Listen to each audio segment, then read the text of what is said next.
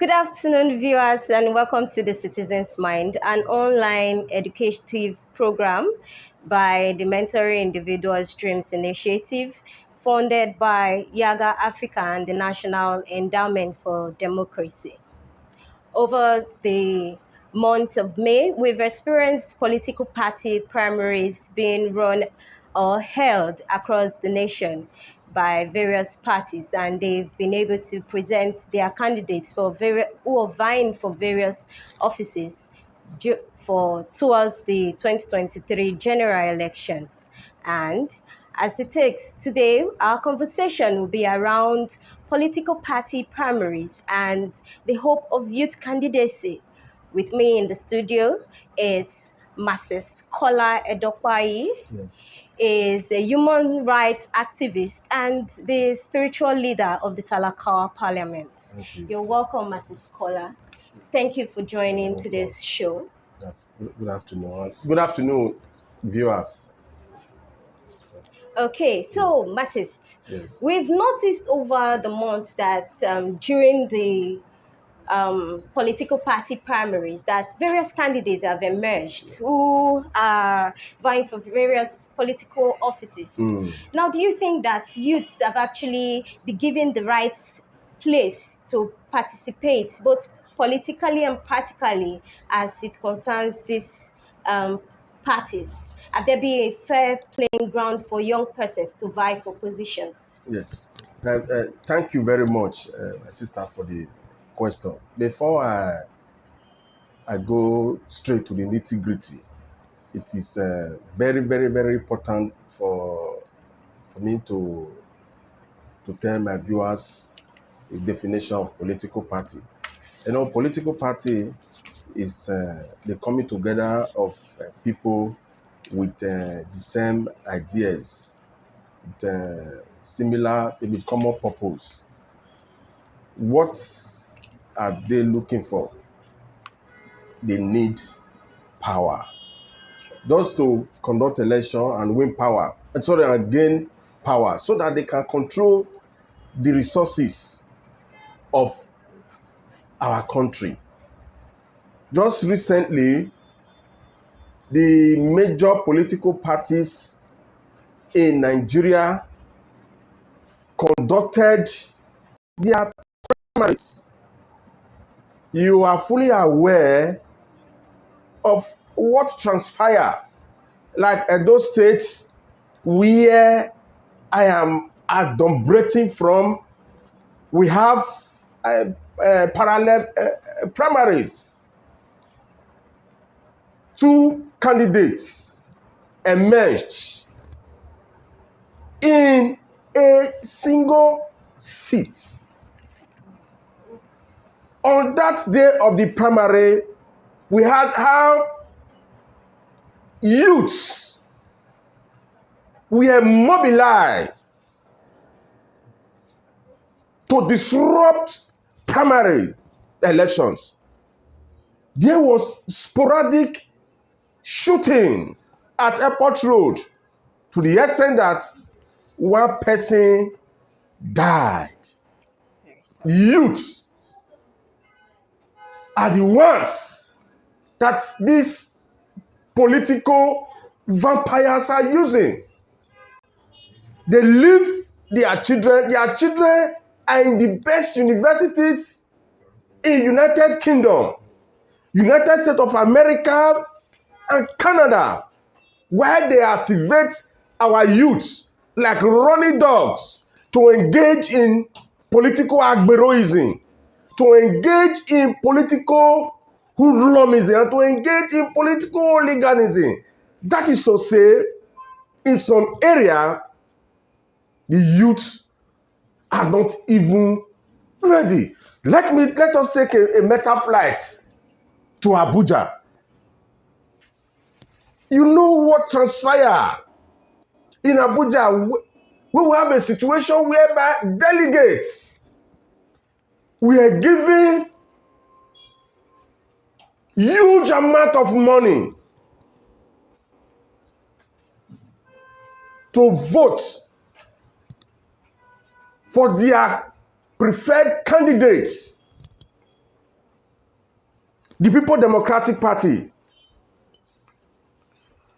distribution of dollars to win the conscience or to buy the conscience of delegates. And majority of the delegates are youths, giving their support to septuagenarian, giving their support to octogenarian, to nonagenarian. In that perspective, are you telling me that the youths are ready? Even the political parties bastardize the system to the extent that 100 years to come, the youth cannot even think of vying for the #1 seat in Nigeria, except that youth is a novel rich or a capitalist or the son of a vandal in power. Imagine just to obtain a piece of paper they call their presidential nomination form, 100 million naira. How can somebody like you, sincerely raise 100 million naira to purchase a piece of paper in the name of presidential nomination form when I'm drenched by the rain? That piece of paper is gone. But masses. Yes. Now you just mentioned, and that's actually is just for one of the political parties. Yes. So we have other political parties. I'm coming towards that. I just wanted to demystify it. You understand? Yes, when it rains, that piece of paper is gone. And we have other political parties like the AAC, SDP, and other political parties. How many youths are ready to join a so-called microscopic party with the huge population of the youth with a view to capturing power? These old men have succeeded in balkanizing our youth to the extent that the youth cannot be united to capture power. During the NSAS protests, when the youth occupied the streets of Nigeria, I was very, very optimistic that we are going to transport that unity into political parties so that we can capture power. But what we see today, youth tweeting, projecting septuagenarian, octogenarian, and nonagenarian to become the president of the Federal Republic of Nigeria. We have a youth that is contesting the election under AAC. How many youths? That is Omoyele Sowore. How many youths? We want to support Sowore. What they are saying is that Sowore is not serious. That Sowore is not ready to capture power. Is Sowore the only person, the only voter in Nigeria? We have youths. Instead of going to support their own, they are a member of their constituency. They will be castigating, they will be lambasting that youth because that person has no money to buy their conscience. If we must get it right, the youth must be united. The youth must come together genuinely to say Capudo Ridetamenta to this system enthroned by the old generals that are still piloting the affairs of the country. If some of them want to leave, in one of the states, it should be Jigawa State, where we have Sule Lamido, the former governor of that state, emerged as the senatorial candidate under the People Democratic Party. His son also emerged as the governorship candidate, where his daughter emerged as the House of Rep candidate. So this is a situation. A family business right now. Yes, this is that is, we are left with a situation whereby the youths that are ideologically up to date, the youth that can rescue Nigeria from this state of economic quagmire to the state of economic resurgiment, they cannot get support. The only one that can get support are the children of the Nouvelle, children of the capitalists, children of the corrupt politicians. Even the son of late General Sani Abacha, and that's why the dictator was given the governorship in Kano State.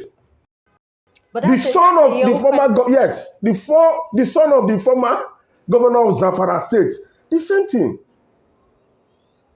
The thing is just like as if we are operating a monarchical system of government that is hereditary. But what they will not do, haven't gotten the support from their father, as if we are operating monarchical system of government. That person, youth, that is bankrupt of that youthful ideology of the emancipation of the country, will subscribe to the philosophy, or will be a yes man to his father.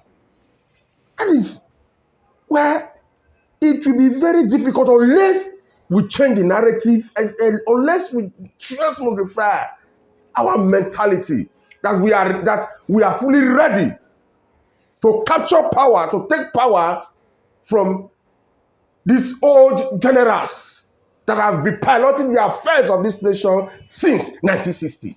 Okay, looking at the current youths make up about 74% of the registered voters. Yes. So do you think that if the young persons are ready to take power, is it going to work to their advantage because of that number? It is a added advantage. It is added advantage, my sister. If it were to be developed claims, the youth are ready to take power. That 74%, we are good to go. But that 74%, we have balkanization. We are not united. It's fragmentation. Divided on the basis of religion, number one. Divided on the basis of politics, number two. Divided on the basis of other things. But you know, rightly said, that politics is a game of interest and power. So, and then the numbers. Do you think that one of the reasons why young persons might not vote for their own kinds is because of where their interest lies? Yes, their interest. But outside their selfish interests, the interest that is paramount is the national interest. The national interest to supersede our selfish interest. If we have that national interest, you see youth supporting their fellow youth. It is not to say not too young to run. Not too young to run. Where youth are supporting old men. The only areas they feel youth are relevant is the area of thuggery, the area of agberoism, the area of the harm youth to constitute nuisance. That is why I said previously that if we are ready that national interest, we imbibe that patriotic spirit in us, that national consciousness and that national interest, we will obliterate any form of dichotomy within the rank and files of the youth. We jettison that. These old generals are afraid of the youth. They are afraid. You know what happened in October 2020, Yeah. the NSAS protest, when the youth, in fact, they were united for the first time. You saw how these old men, all of them, they absconded to their Wolikan Pangoland. They were on the street.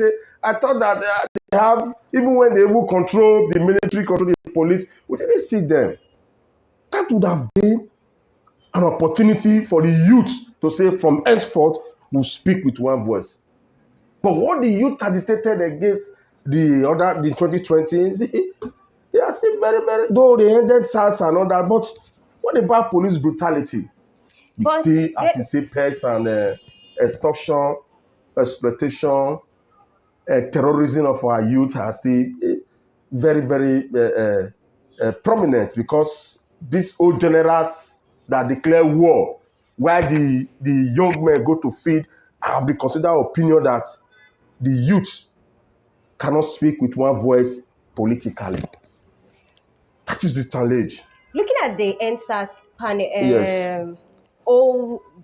the NSAS agitations Yes. and all of it that went with it. It's just one thing for citizens to be able to tell to their government what they want. And it's another thing for the governments of the day to hold true to their words and bring it to pass.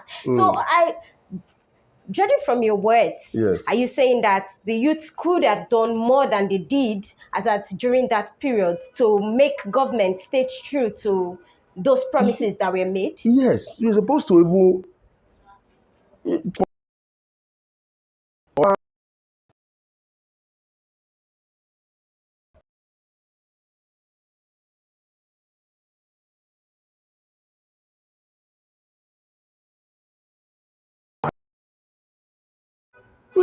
but old generals who look for things to youth that for you, for youth to come together and call governments or those in power to order. There is insecurity everywhere. How many youths, how many of our people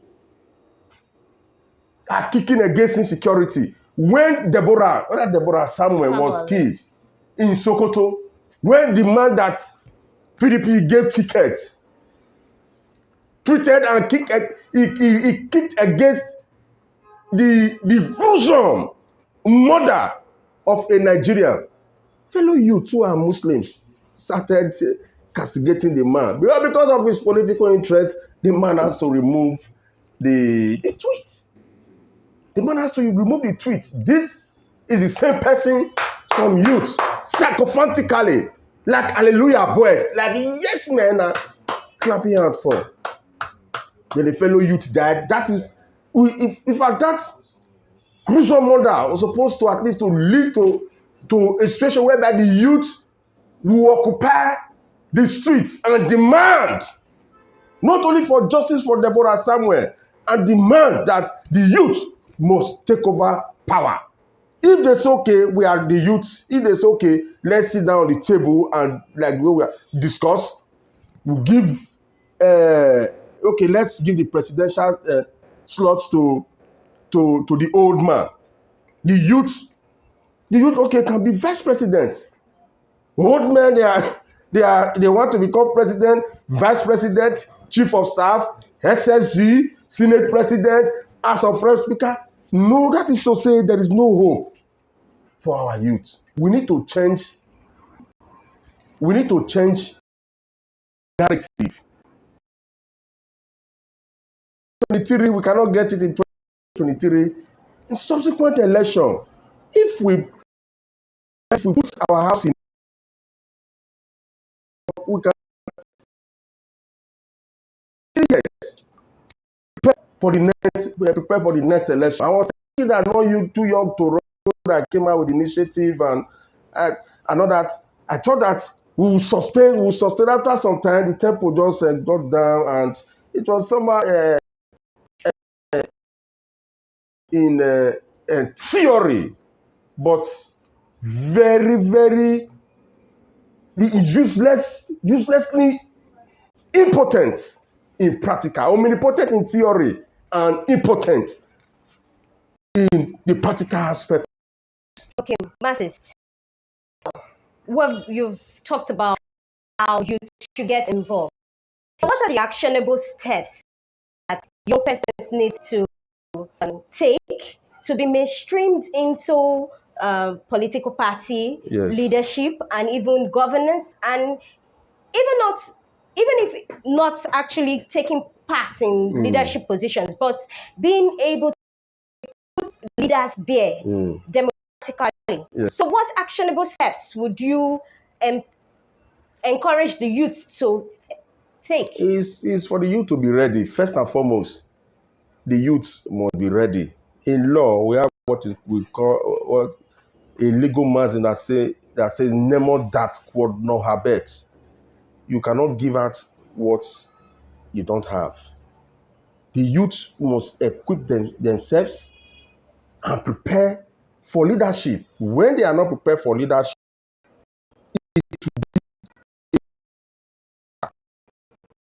to be the countries, like he was a young man when he was elected, a youth in his early 40s.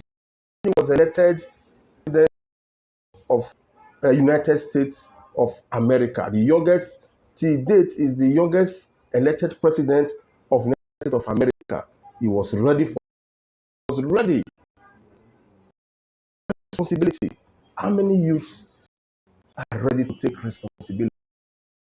When religion, we are divided. In politics, we are divided. Even in secret, let me just say color. Different colors. Some different red, black, green, yellow. The basis of colors. A big okay, fellow and go and just because of a minor argument, civil matter. Are we ready? If we have that mentality, Deborah was a youth. She was killed not by old men, but by fellow youth. Where do we go from here? Where do we go from here? It is only the youth that can rescue Nigeria from this present situation of political quagmire and economic disequilibrium. Only the youth. It is only the youth. We have tried this mess since 1960. Since 1960, Nigeria is moving 2 steps forward and 25 steps backward. We cannot resolve the security challenges in our country. We can no longer sleep with 2 of our eyes closed. There is poverty, there is starvation, there is unemployment. To the extent that our youth wants to travel to a country that is at war, to die in that country instead of living in our country. So when they called that a few months ago, when Ukraine and the Russian war started, they saw our youths went to Ukrainian embassy that they want to leave the country. They asked them to come and pay some amount of money. They want to go to a country where there is war. How to live in Nigeria. Even with the resources at our disposal. Nigeria is richer than so many countries in Europe. But our youth, they travel from to Italy, spend 2-3 years, 3 years there. They have started building their houses. But at the age of 40, the youth, you are seeing your father's house, Your mother is still feeding you, except you are engaging in Yahooism. When you are into Yahooism, okay, yes, you can. But normally, when there is no job, graduates roaming the streets like vagabonds, like loafers, with file, nothing but Nigeria needs to clean our country. Lies on the youth come together to redeem our country and save the soul of our country. Because Nigeria needs redemption. Nigeria needs salvation. Nigeria must be savaged. Not they will wake up one day and discover that youths have abandoned the country for them. And thereafter, bandits,